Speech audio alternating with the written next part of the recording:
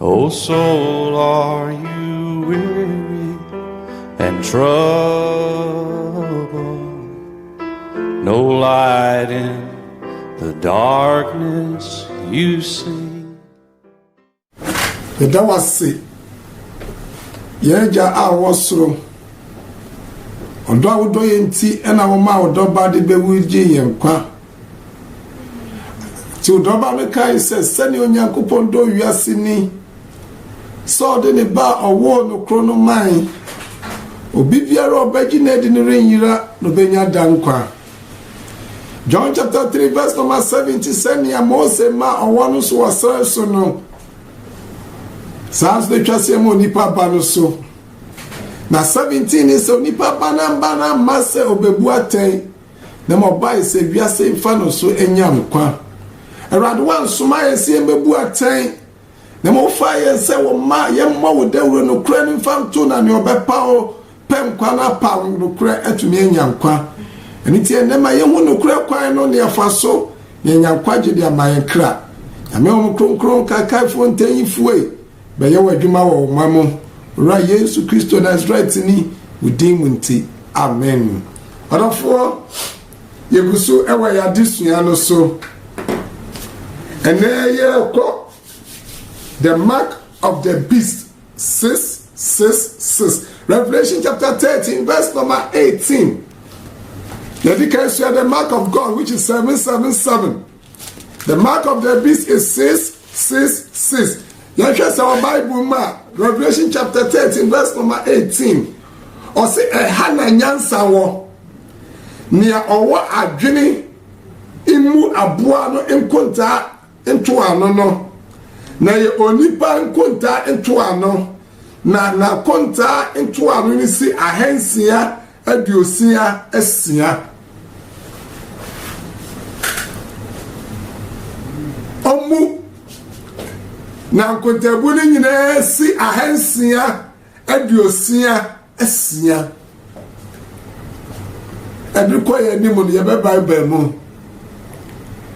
na me pese ye hu Bible say onyankopon de osesa na num asem na asem ye no krade waka no waka na so aboa no de bibia otani onyame asem upside down onyame mra osesa onyame mre osesa onyame bibia osesa efrisa opese ye som no. And into the book of Daniel chapter 27 Daniel chapter 7 verse number 25 say the Bible can Bible say na obeke kan sam etia ne owo osoro no na obeha osoro ni akonkrofo na obobo ni trimu say obeda ne emre ne emra na ode wan ashenensa ebribi ne emre ne ebrefa na obobo ni tim aboa no tumi no ahinie no obobo ni trimu say obesesa emre ene mra onyame bo ade no Bible say ade sign ade chain Genesis chapter 1 verse 5 wakaya kopon Genesis chapter 1 verse number 31 onyankopon se me obo anyina awie na ade sign ade chain enle aboa no asesa amana be midnight to midnight instead of sunset to sunset no enle ababa be ye midnight 12 to midnight 12. Yetusumiedu onyankopon calendar no pasesa no ogusu esesa no onyame adi bonfiti ase na otwide edika ye kwasiada da tusu eso no eye homeda memreda ene ode o ejoda ababedikan ene ode kwasiada etwaton dwene mienu. It is a Bible prophecy aboa no obebo ni tim so besesa onyankopon mre ene mra na fede anu echi no obeta onyame ma. Well, those who speak the truth will be persecuted.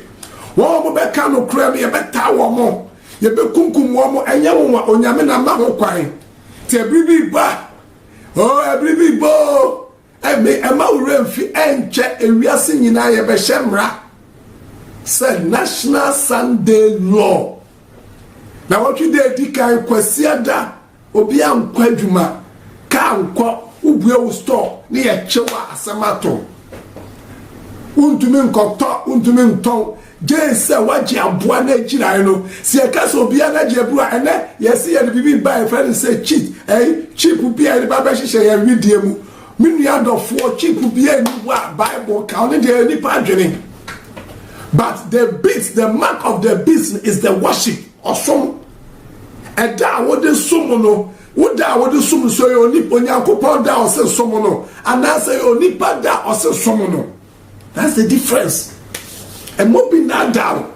Say the machine baba if the body pamu maso ni atro senses when the money who send you be my year what chinchu amaka debi and e bobo abet debi and your son send you can be clear Shadrach Meshach Abednego no ojani ni onwini ni pa dia ope enti Bible so ni ye no obesisa emre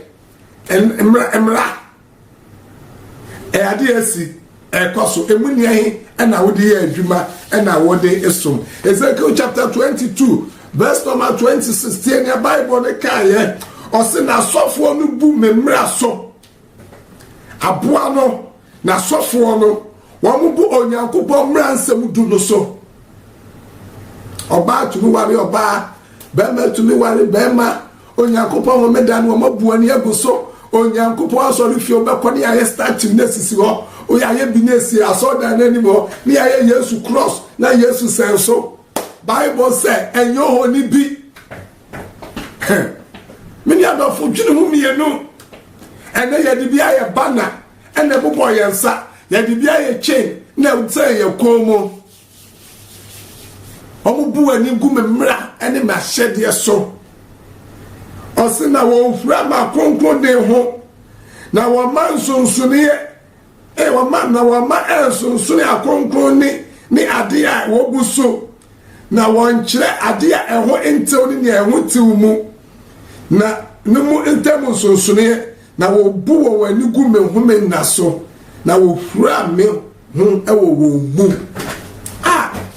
aboa na jiraye no those who receive the mark of the beast. This is their character. Tutu wa jeje na hu ba bia wujina. The book of Ezekiel chapter 8 verse number 16. One wa omuji aboa na jira ya no tie. O say Ezekiel chapter 8 verse number 16. Ana odeme ba Awurade fi mu fam abengwa so na hwe. Awurade asori da no intro 9 no ni afori mu kan ntemo no. Emerima aduonu anum a won achichire Awurade asoridan na won animu chire awia apue fam na wokoto echire na wokoto esori owia ini abusudi awuyeni. They worship the sun God. Omo worship no babio omo worship no nyame fie asoridan mu. And do the sun God there, then they all gather. Now, what do we need to appear here? Obabon Paya, the ordinary east. Then baby, it's Obabon Paya, or baby, east war. Ordinary chile, no book to drink.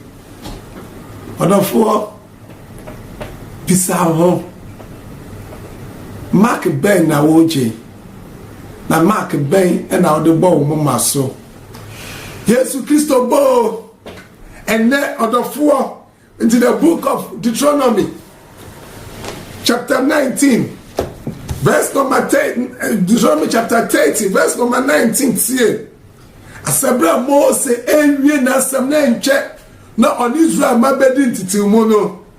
O se enne me fra osoro ni asase mi di mo adam so say me de nkwani owuo nhira no nome enne me de onyankopon mark ene obonsa mark ena me de ato wanimu eye nhira ofo onyankopon mark na di ne mra fa Yesu se wo ne kra ne na je nkwa so a wo benya onyame mark na wo benya nkwa na wanya nhira se wo bu ani go onyango Yesu Kristo so na wo bu ani go ne mra nsam du no so a na wo di oni panchire kire no so a eye numi ni owuo Moses said name frost so near asase me di wa dance e ma ne yan wa Yesu po frebi osina sami onyankopon do wiase ni so de ne ba owo no krono mai obi biara a ogini di no orenyira obenya ndankwa wanye ni a obeyira wanya mark na obeyira choose and let the power so obe power nya media na obe power bon somebody choose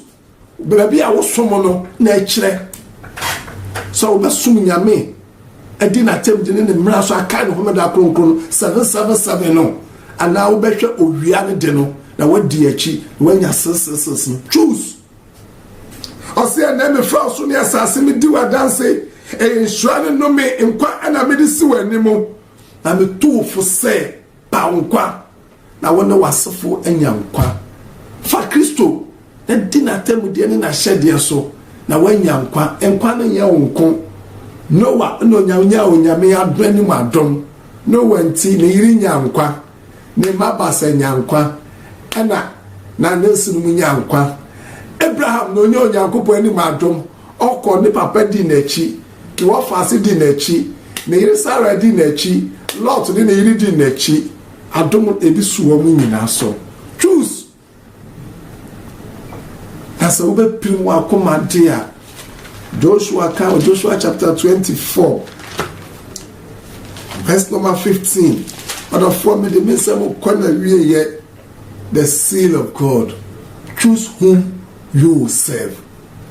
Joshua chapter 24 verse number 15 ti asamo nyankopon akwa Joshua ebrere nche ono so kwako wu no asamo kan ni ebia na me so no kwako wu ochi no minim de besi ebia na Yesu ba dum na de che ye beto me na me no asa edim komobio enti onyame asema me wo ma me ne oni. Joshua chapter 24 verse number 15 ti asema Joshua ka ose na se enya mo pese mo besum awurade a endi ene mumpa oni a mo besum no emfa e de si wanim onyame de si mi no wanim se enyame a mo agya no mo sumwe a mo wo esu ogya no o se amorifu a mo ti won asase yisu nyame o na me ni mi fidi ye besum Yehowa Awurade ma wo nyese Joshua o ma me yese Joshua ni yenka se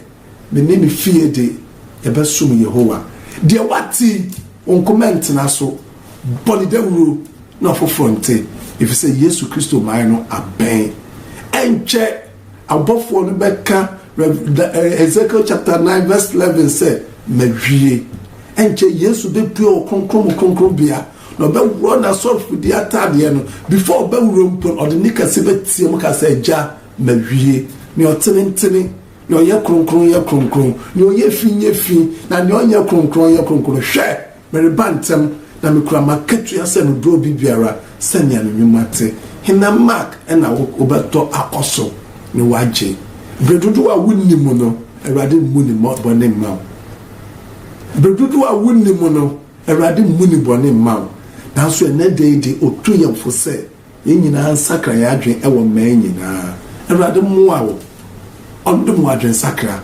ommoa me na ondum adwen sakra na baby a me wo mi mbisa me ho 2 Corinthians chapter 13 verse 5 also so wo hwe bisa ho se wo Kristo mugidie no so soma wo sum does it based on the word of God scientists adia odofo sakra wadwen enti adia me sakra madwen so nyankopon ahini no abai Awurade mu amene wo ye hia biemu pa wanti me ni bio hon konkro amfa me so anti wo ni me ni biemu a ye be hia wo heaven ebia ye nyi onyame so wa no Yesu Kristo Nazareth ni demunti amen.